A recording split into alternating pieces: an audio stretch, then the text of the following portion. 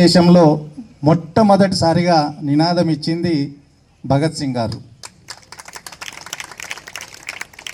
అటువంటి స్వాతంత్ర సమర యోధునికి మనం గుర్తు చేసుకోవాలి, ఎప్పటికి కూడా మన మనసులో నిలుపుకోవాలి. ఈరోజు అక్కడ విగ్రహం ఏర్పాటు చేసుకున్నాం. ఇక్కడ హాజరైనటువంటి విద్యార్థులకు, విద్యార్థినులకు, యువకులకు నా విజ్ఞప్తి, ఆ విగ్రహం మీద ఎప్పుడు కానీ దుమ్ము లేకుండా చూసుకోవాలి.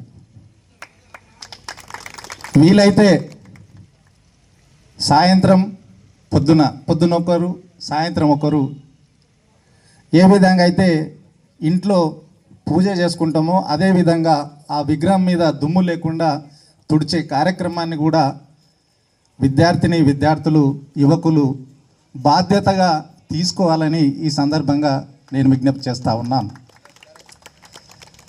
వారిని ఆదర్శంగా తీసుకొని ఇప్పుడు మనము ప్రజాస్వామ్య దేశంలో ఉన్నాం.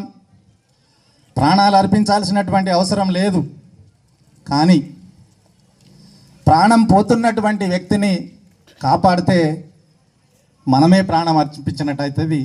మరి ఆ విధంగా ఈ సమాజంలో ఉన్నటువంటి పేదలకు అవసరమైన ప్రతి ఒక్కరికి సహాయం చేయడమే వారికి ఆదర్శంగా తీసుకోవడం అవుతుంది అనే విషయాన్ని కూడా ఈ సందర్భంగా నేను మీకు అందరికీ కూడా మనవి చేస్తూ ఉన్నాను. ముఖ్యంగా విద్యార్థులు వాస్తవానికి మన పాఠశాలల్లో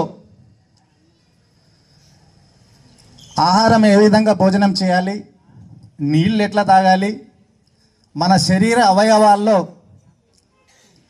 అన్నీ మంచిగా ఫంక్షన్ చేయాలంటే ఏ విధంగా వ్యవహరించాలనేది మన పాఠశాలల్లో చెప్పరు.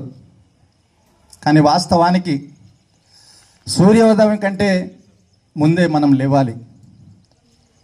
సూర్యోదయం కంటే ముందు అరగంట ముందు లేచి మన కాలకృత్యాలు తీర్చుకోవడం కానీ ఇవన్నీ చేస్తే చాలా మంచిది. అదేవిధంగా పొద్దున 10 లోపల సూర్యకిరణాలు మన శరీరం మీద పడాలి. అందుకని ఇవాళ రోజుల్లో టీవీలు వచ్చినాయి, సెల్ ఫోన్లు వచ్చినాయి. ఇక టీవీల్లో, సెల్ ఫోన్లలో 11, 12 వరకు చూసుకుంటాం, మనం నిద్రపోతలేము. అందుకే ఉదయం తొందరగా లేస్తలేము.